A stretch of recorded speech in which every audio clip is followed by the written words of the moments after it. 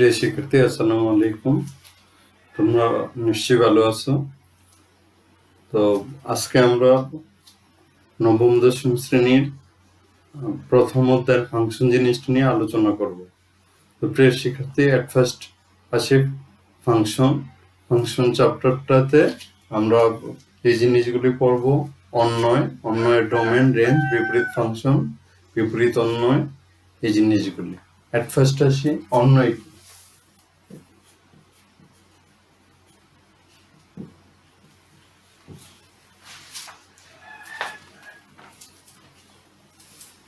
মনে করো একটা সেট, এটার উপাদান হলো 1 to 5।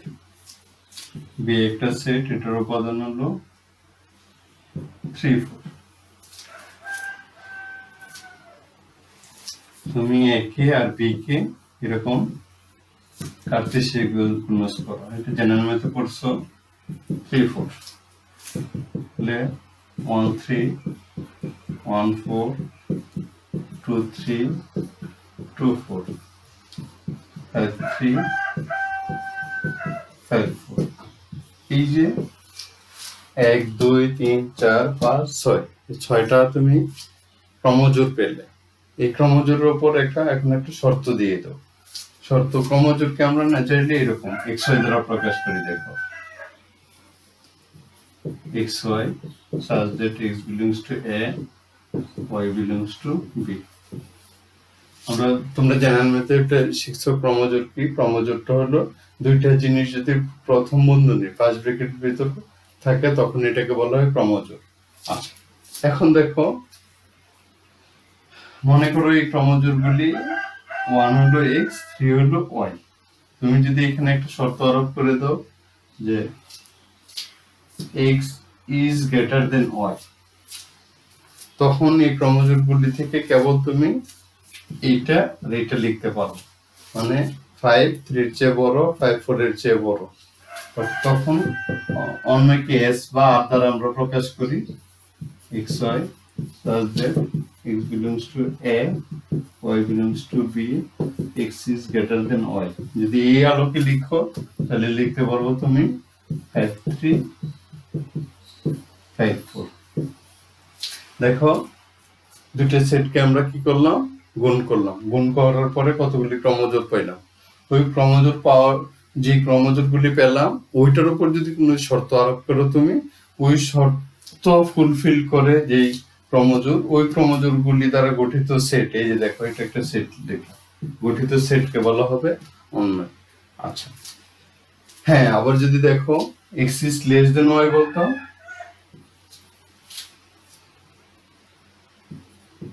তখন কিন্তু তোমার ক্রমজোড় হইতো এটা এটা এটা এটা, এই চারটা হয়তো আনসার। এটা শর্তের উপর ডিপেন্ড করে। তাহলে ক্রমজোড়কে দুইটা সেটকে যদি আমরা কার্তেশীয় গুণজ করি, কার্তেশীয় গুণজ করার পরে একটা শর্ত আরোপ করে দিই, ওই শর্তগুলিকে ফুলফিল করে যে ক্রমজোড়, ওই ক্রমজোড়গুলি দ্বারা গঠিত সেটকে বলা হবে অন্বয়। আচ্ছা, অন্বয়ের ডোমেন।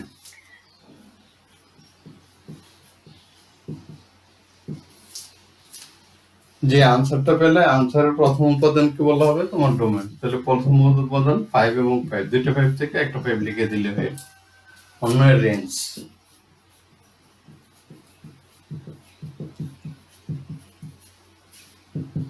রেঞ্জ হলো দ্বিতীয় উপাদান। দ্বিতীয় উপাদানগুলি কি কি আছে এখানে? 3 এবং 4।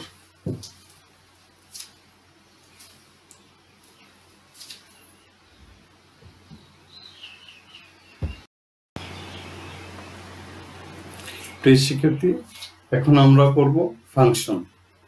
দেখো, মনে করো y equal to 2x plus 1।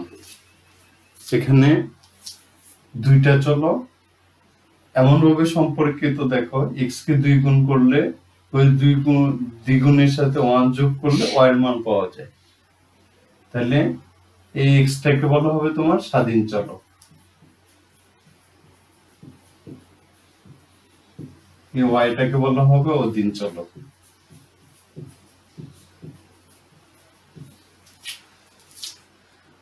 তো তুমি যদি এক্স ওয়াই এক্স এর মান বসাও, মনে করো এক্স এর মান 0 বসালা, ওয়াই 1 পাবা, এক্স এর মান 1 বসাও, ওয়াই এর মান 3 পাবা, তারপর এক্স এর মান 2 বসাও, ওয়াই এর মান 5 পাবা। দেখো এক্স এর মানের উপর ওয়াই ডিপেন্ড করছে। এক্স এর মান 0 দিলে ওয়াই 1 পাওয়া যাচ্ছে, এক্স এর মান 1 দিলে ওয়াই 3 পাওয়া যাচ্ছে, এক্স এর মান 2 দিলে ওয়াই 5 পাওয়া যাচ্ছে। এক্স এর মান চেঞ্জের সাথে সাথে ওয়াই এর মান চেঞ্জ হচ্ছে, তাহলে এক্স এর মানের উপর কে ডিপেন্ড করছে? ওয়াই ডিপেন্ড করছে। এই জন্য এক্স কে স্বাধীন চলো, ওয়াই কে অধীন চলো। আর দেখো দুইটা ফাংশনের সংখ্যাটা হবে, দুইটা চলক যদি এমন ভাবে সম্পর্কিত হয় যে এক্স এর একটি মানের জন্য ওয়াই এর একটি মান পাওয়া যায়, তবে ওই সম্পর্কটাকে বলা হবে তোমার ফাংশন। সম্পর্কটা কি? এক্স কে 2 দ্বারা গুণ করলাম, গুণফলের সাথে 1 যোগ করলাম, ওই যোগ টোটাল যে আনসারটা হলো, ওই আনসারটা হলো ওয়াই এর একটা মান। তো দুইটা চলক যদি এমন ভাবে সম্পর্কিত হয় যে এক্স এর একটি মানের জন্য ওয়াই এর মান একটি মান পাওয়া যায়, তবে ওই চলক দ্বয়ের মাঝে যে সম্পর্ক, ওই সম্পর্কটাকে বলা হবে ফাংশন। ফাংশনকে আমরা এরকম f such that x to y f of x equal to 2x plus 1 এইভাবে প্রকাশ করি। f এই দুটো ফোটাকে পড়তে হবে such that x tends to y, মানে x টা হলো ডোমেন আর y টা হলো রেঞ্জ, আর কার 2x plus 1 হলো এটার ফাংশন। তো ফাংশনের আরেকটা ব্যাপার তুমি যদি বাস্তবে উদাহরণ দিয়ে বুঝাই, মনে করো তোমরা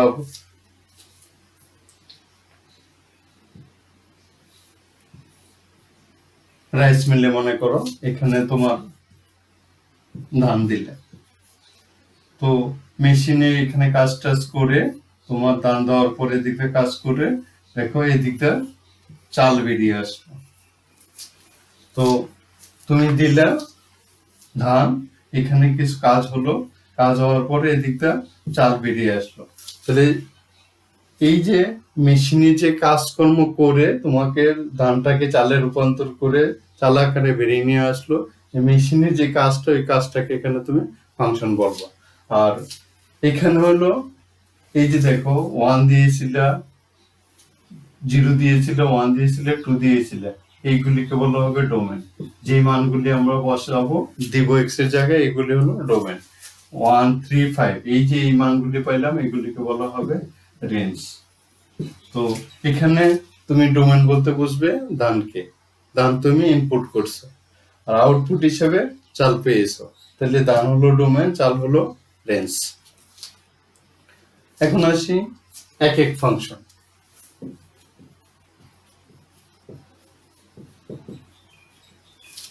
দেখো যে ফাংশনে এক্স এর একটা মানের জন্য ওয়াই এর একটা মান পাওয়া যাবে, ওইটাকে বলা হবে এক এক ফাংশন। তো এই যে দেখো এই ফাংশনে এক্স এর মান 0 দিয়েছো, ওয়াই এর কত মান পাইছো 1, এক্স এর মান 1 দিয়েছো, ওয়াই এর কত মান পাইছো 3, এক্স এর মান 2 দিয়েছো, ওয়াই এর মান পাইছো 5। এইভাবে এক্স এর একটি মানের জন্য যদি ওয়াই এর একটি মান পাওয়া যায়, তখন এই ফাংশনকে বলা হবে এক এক ফাংশন।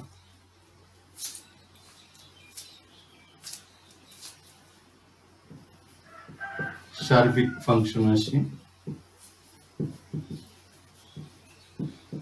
মনে করো এ একটা সেট, এটার উপাদান হলো 0 1 2, বি একটা সেট, এটার উপাদান হলো 1 3 5,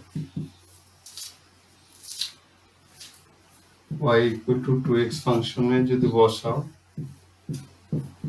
x y x 0 দাও, y 1 পাবো, x 1 দাও, y 3 পাবো, x 2 দাও, y 5 পাবো। অর্থাৎ f of a সমান b আকারে পেয়ে গেল। যে ছবিতে দেখো এটুকু,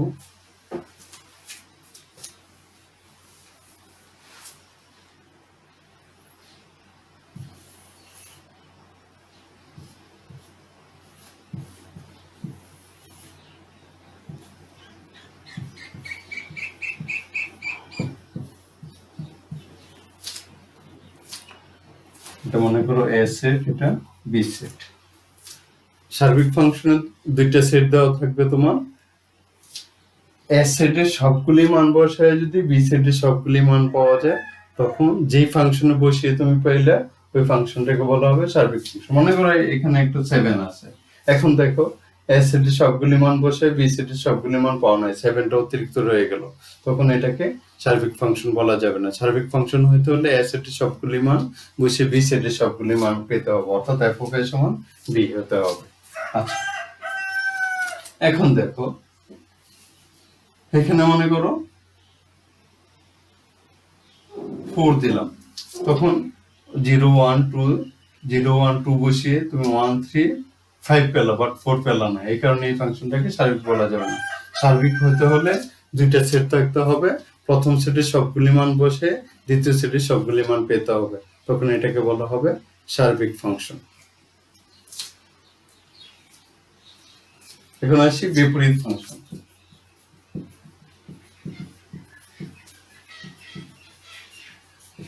দেখো y সমান মনে করো 2x plus 1 দেওয়া আছে, এখান থেকে y minus 1 equal to 2x, y is equal to y minus 1 divided by 2। দেখো ওই ফাংশনটাতে 0 ডোমেন ছিল, 1 রেঞ্জ ছিল, 1 ডোমেন ছিল, 3 রেঞ্জ ছিল, 2 ডোমেন ছিল, 5 রেঞ্জ ছিল। এখন এইবার এখানে এই y এর জায়গায় তুমি এই a1 বসাও, কি পাচ্ছ 1 minus 1 by 2 মানে x0, এই যে দেখো উপরে 1 পেয়ে যাচ্ছ। এবার 3 বসাও এখানে, y এর জায়গায় 3 বসাও, 3 minus 1 মানে 2, 2 কে 2 দ্বারা ভাগ করলে 1, এই দেখো এই 1 পেয়ে যাচ্ছ। তারপর y এর জায়গায় 5 বসাও, 5 minus 1 মানে 4, 4 কে 5 minus 1, তাহলে তুমি এখানে কি পাচ্ছ 2 পাচ্ছ। দেখো y মানগুলি বসে x এর মানগুলি পাচ্ছ, আগে x এর মান বসে y পাইছিলে, এবার y মান বসে x পাইছো, অর্থাৎ এর দিকটা চেঞ্জ হয়ে যাচ্ছে। এই যে দেখো, অর্থাৎ কোনো ফাংশনের ডোমেন যদি রেঞ্জ হয়ে যায়, রেঞ্জ যদি ডোমেন হয়ে যায়, তখন এই ফাংশনকে বলা হবে কি বিপরীত ফাংশন।